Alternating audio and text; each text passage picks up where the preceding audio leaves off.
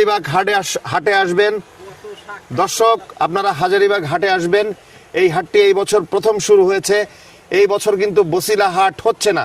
সুতরাং আপনারা হাজারীবাগ হাটে আসবেন এবং আপনার পছন্দ অনুযায়ী গরু কিনবেন।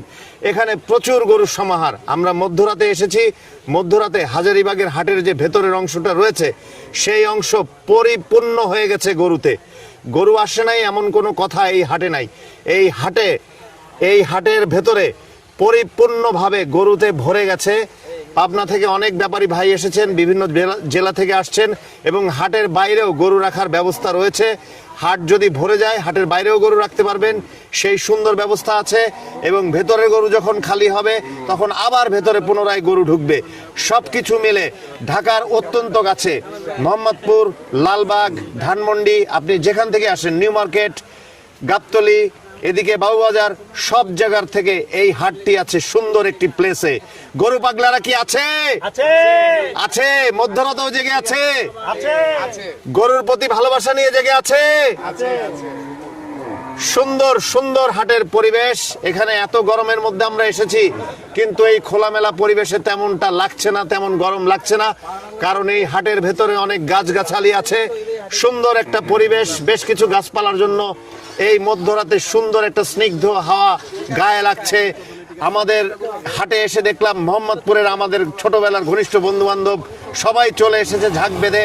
তারা আমাকে যদি খবর দিত তাহলে আমিও তাদের সাথে চলে আসতাম, যদিও তাদের একটু পরে এসে পৌঁছেছি। এই হাজারীবাগ হাটে আপনাদেরকে আসার জন্য অনেক আমন্ত্রণ। গরু আসছে মধ্যরাতেও। আমরা গরুর ধাক্কা ধাক্কিতে কোন দিকে ঠাপ খেয়ে পড়ি তার নেই ঠিক।